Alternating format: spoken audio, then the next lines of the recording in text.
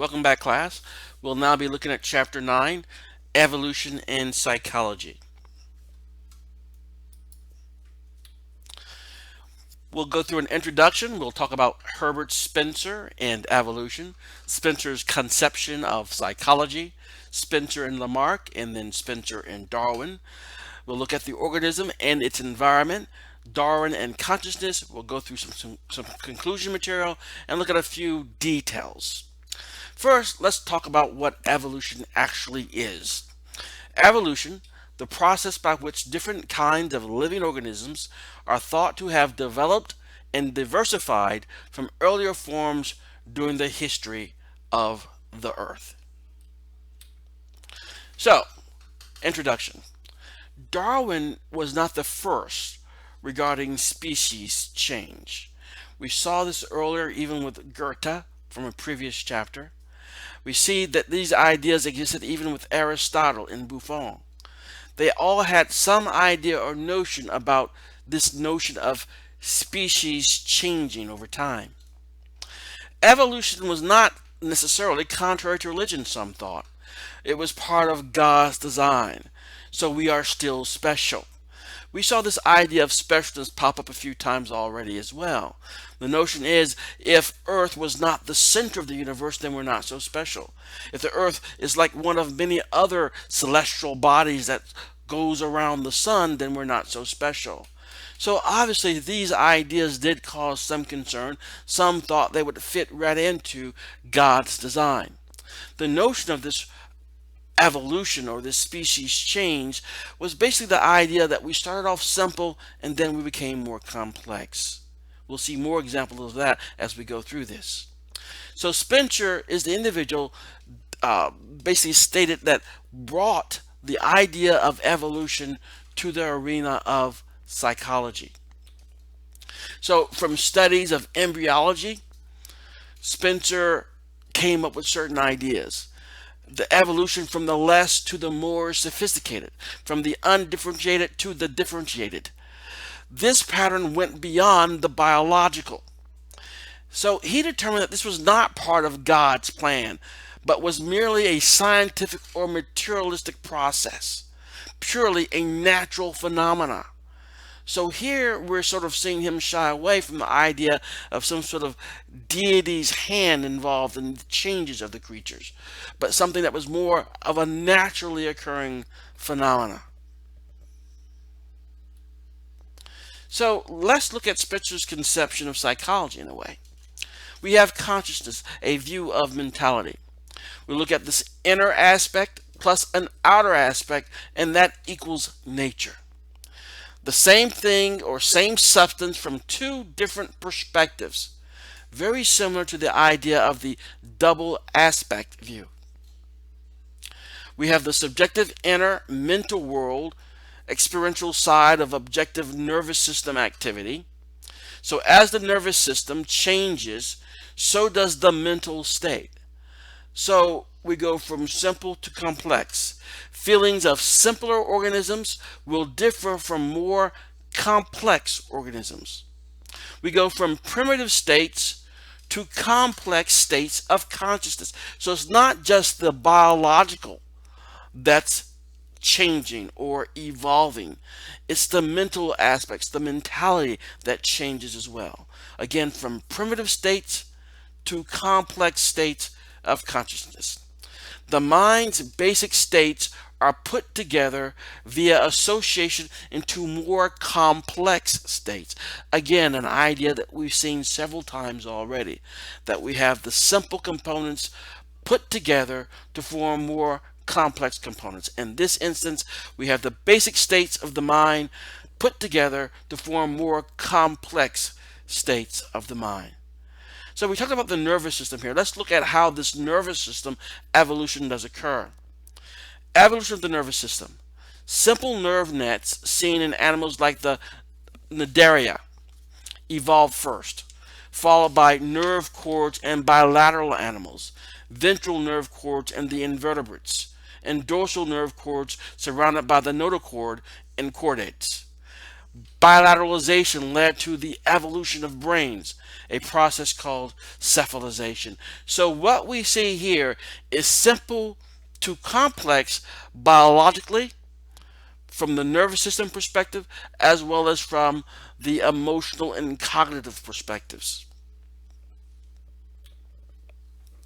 So mental states that are adaptive to the environment persist and remain more than those mental states that are not adaptive and are likely to disappear.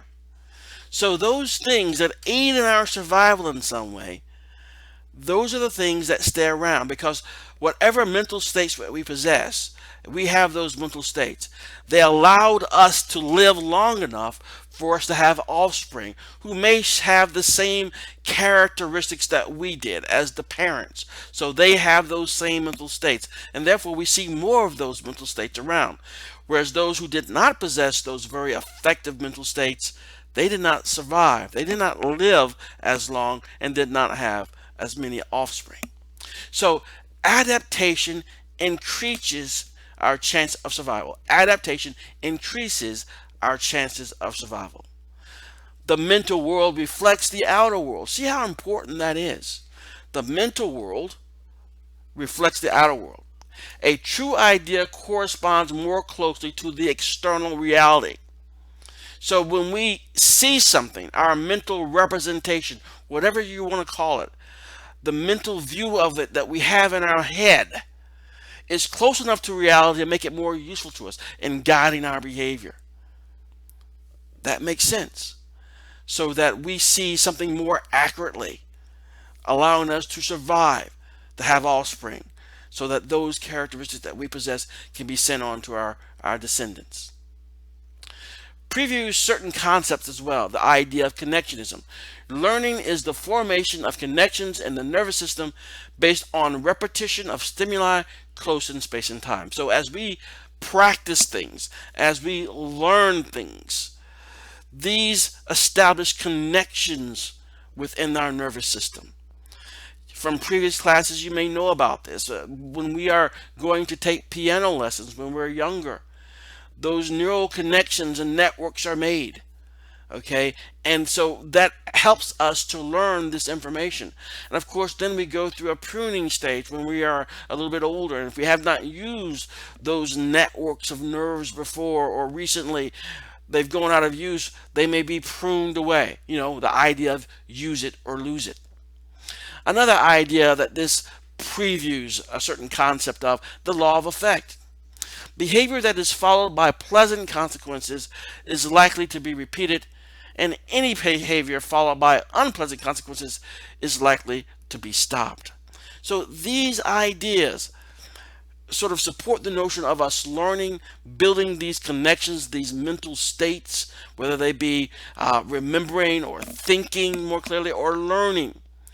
But these things aid in our survival, and that's why they helped us to live, to have offspring, and therefore we see this throughout the species. So continuing our look at Spencer's conception of psychology, we have animal learning. Stamping in of a physical connection that associated a particular stimulus with a particular response into the nervous system. So we're looking in to see the biologically what's happening when we are going through some sort of acquisition phase as we're learning stimulus response behavior. So in the stimulus response behaviorism, behavior is causally produced by stimuli in the environment, and that learning occurs through the creation and modification of links between the environmental stimuli and the behavioral responses. So what this means, creatures such as ourselves, creatures are shaped by their environment. We're not autonomous.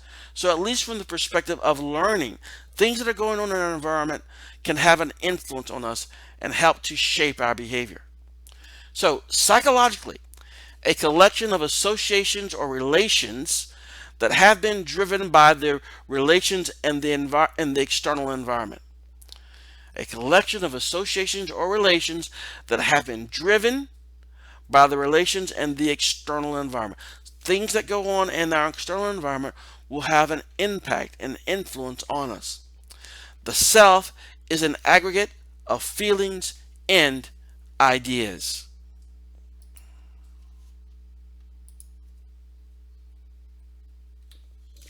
So now let's look at Spencer and Lamarck. Evolution, both behavioral and mental. The process of adaptation that results in evolution, the inheritance of acquired characteristics. So, this inheritance of acquired characteristics is a hypothesis that physiological changes acquired over the life of an organism, such as the enlargement of muscles through repeated use, may be transmitted to offspring. So, bit by bit, as time moves on, we change to fit the environment and we become different and pass it on to our offspring. This is sort of a common misconception as to how evolution works. This is an idea proposed by Jean-Baptiste Lamarck. However, evolution does not work this way. The real story of evolution is about accidental variations selected by the environment.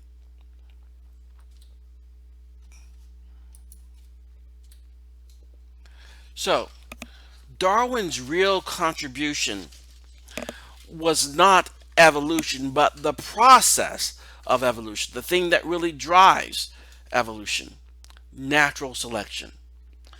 Natural selection is the process whereby organisms better adapt to their environment tend to survive and produce more offspring. So please make note of this.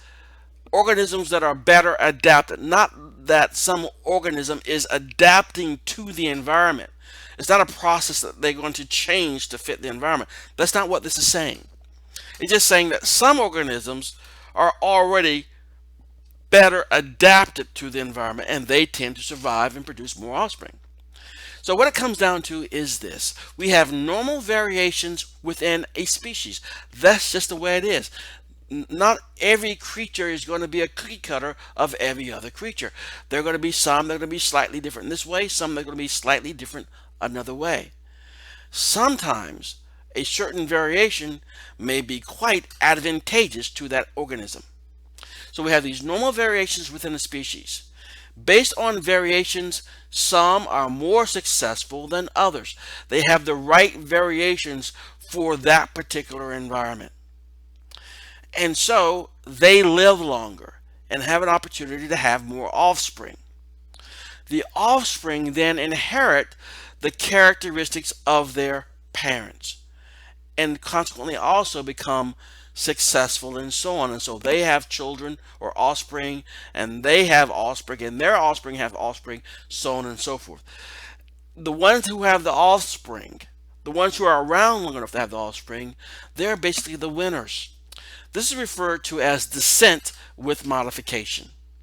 So, evolution is due to the natural forces of cause and effect, not the actions of a deity.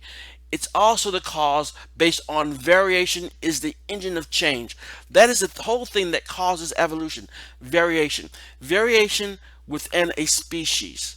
Some of the variations within a species may allow an organism to be able to survive a particular environment. So we have this notion of essentialism. Essentialism, the view that for any specific entity, there is a set of attributes which are necessary to its identity and function. So the idea is that you have the inherited, the characteristics, you have the variations that make it essential for your ability to survive your particular environment. So let's look at it from this perspective. We have a bunch of organisms. We have mutations, which creates variation. Some of these will be unfavorable mutations, and they will be selected against, and they will simply die off. The ones who survive, they will have reproduction and the mutation occur. Favorable mutations are more likely to survive. Those who are not favorable will die off. So what we see here are a bunch of descendants that have the traits which are essential to survival, and they reproduce, and the same thing goes on and on and on. So the organism and its environment. Experience of surroundings and differentiation between self and environment results in self-consciousness. The self relies on experience and knowledge of the environment. Experience of surroundings and differentiation between self and environment. So you know that you are an entity, a self, and you have this environment that surrounds you.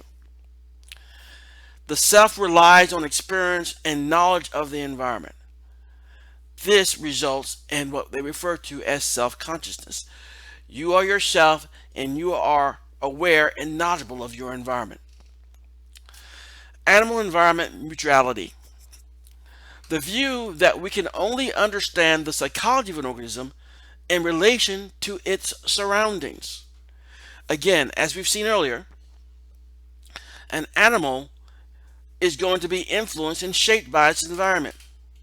So what this suggests is that we need to understand that animals or that organism's environment to really truly understand it. So again, the view that we can only understand the psychology of an organism in relation to its surroundings. The environment acts upon the organism and the organism adapts. It suggests a deterministic perspective, no variation. William James, a Darwinian view of nature, disagreed. Autonomy is essential to take advantage of spontaneous variations. You have to be free to operate. It cannot be deterministic. Therefore, the organism must act upon the environment. Spencer, his perspective, the organism reflects the truth of relations that the environment imposes. Okay, so the environment will impose certain things on the organism. William James, the organism is active, an active role in making relations with the environment, and the organism is changed by the environment and also changes the environment. The example of earthworms. Earthworms burrow into earth. They consume material in the way. They digest what it can and excretes the remainder. Excretion becomes vegetable mold, fungus, or topsoil. Thus, the earthworm impacts the environment, improving the quality of the soil and growth of the plants. It suggests a relationship of reciprocity between the worms and the environment. So some would even suggest that this is an exhibit of some sort of intelligence and flexibility, that it is interacting with its environment, taking advantage of its environment, and then also enriching it. They are influencing each other. The earthworm is influenced by the environment, and the environment influences the earthworm.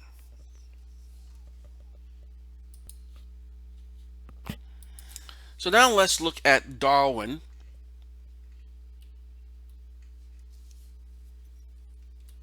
and consciousness.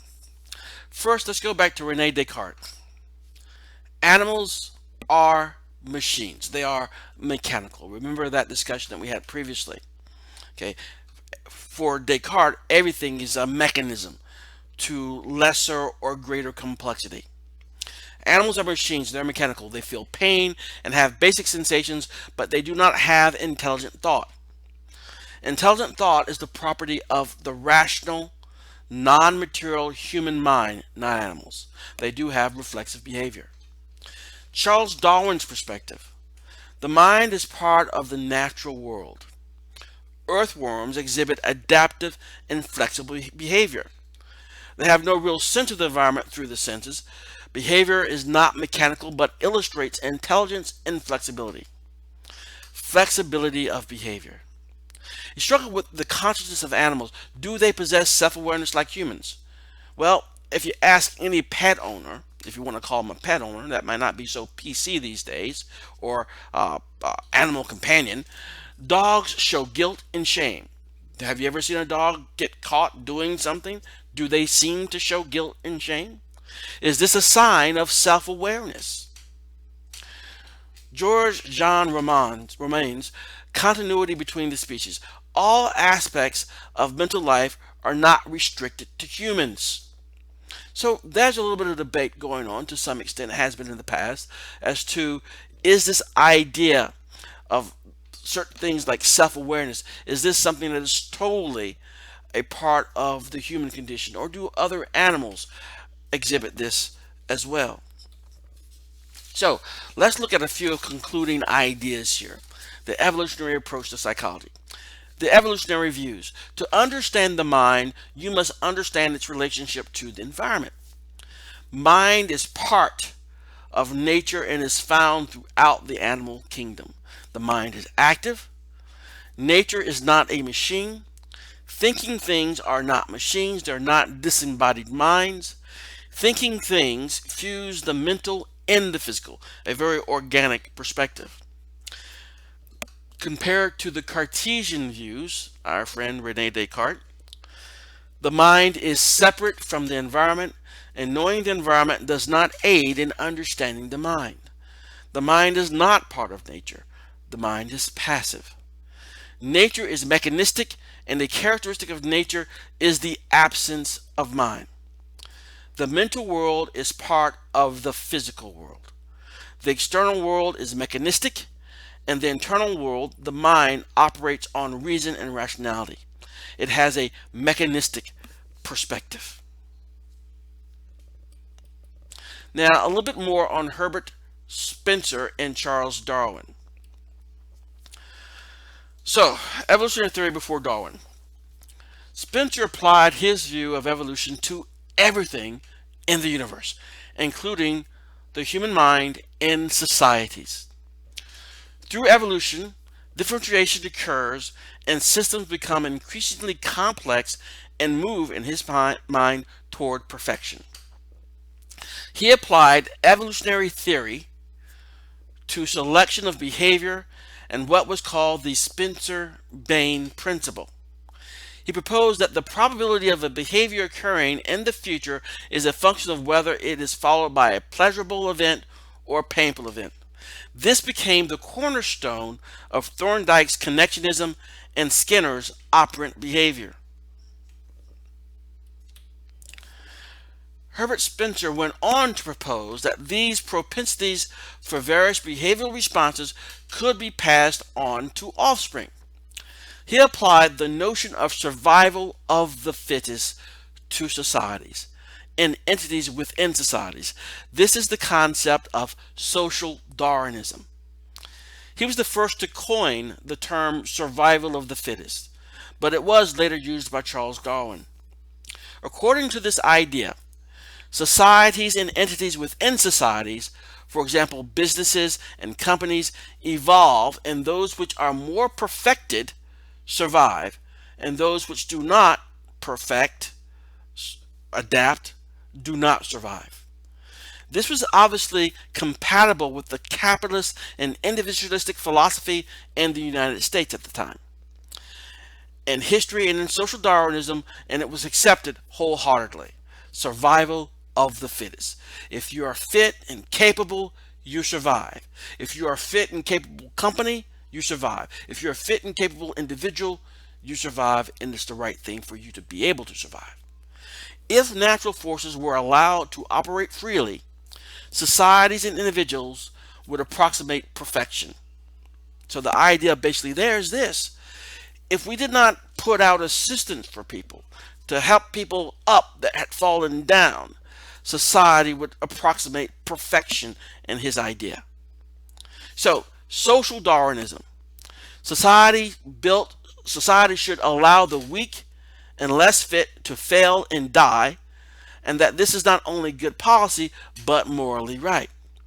Rationalized by the notion that colonized nations, poor people, or disadvantaged minorities must have deserved their situation because they were less fit than those who were better off.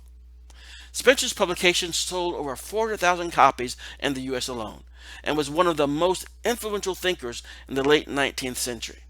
So these ideas are kind of very controversial then as it is today, but they were really thought of in a very popular sense by many at the time, and even after that into the 20th century. We we may have heard of the eugenics program of individuals who thought that certain members of society, which were a drag on society, maybe they would not be should not be allowed to reproduce, and in some instances these individuals were sterilized without their permission. So these ideas were somewhat of a social Darwinistic perspective as well. So let's look at Charles Darwin real quickly as we start to wrap things up a little bit here. So Charles Darwin, the voyage of the Beagle. Darwin was hired as a naturalist and scientist for a 5-year expedition to collect scientific facts to support the biblical account of the creation. During the voyage, he collected hundreds of specimens and made hundreds of observations. He also read the book Principles of Geology, which made him start doubting the biblical accounts. Of course, in the Principle of Geology, it talks about how the earth changes and molds itself over time. So, Thomas Malthus's essays on the principles of population. With all of these observations, his ideas of evolution were in their infancy. The reading of the Malthus essay on principles of population provided him with the mechanism and principle to complete the formulation of the theory. The essay proposed that food supply and population size were kept in balance by events such as war, starvation, and disease. In other words, natural events could and do select who will survive and have children and who will not survive. So the idea would be things such as pandemics or plagues, again, are the environment, are natural events selecting the survivors. So Darwin read this and made him start to think of other ideas and other possibilities. So Darwin's theory of evolution. Natural struggle for survival, as the essay that he just read. There is a natural struggle for survival because there is an overabundance of offspring that can survive with a given environment. So when you have a lot of children, a lot of offspring, there is going to be a race, a battle for survival if the environment does not have all the food and everything necessary for all those offspring to survive. So within a species, there's going to be naturally occurring variability, which produces vast individual differences in characteristics. Some of these characteristics are more conducive to the organism's survival within a particular environmental conditions, because he was looking at environmental pressures. You don't have enough resources to feed all the people. Okay, therefore, when nature strikes back, naturally occurring events can start to whittle those who are not capable of surviving. So some sort of environmental pressure is going to be put on the system, and only those who have the individual characteristics that will aid in their survival will indeed survive long enough to have offspring. So, in Darwin's theory of evolution, the struggle for survival results in the survival of the fittest.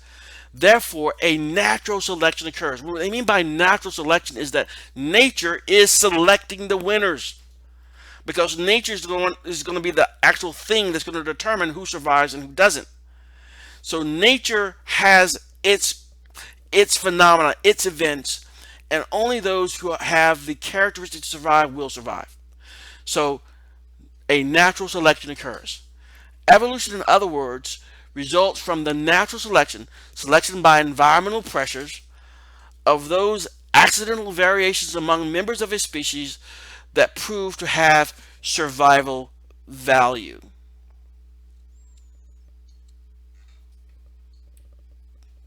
So, Darwin's theory of evolution,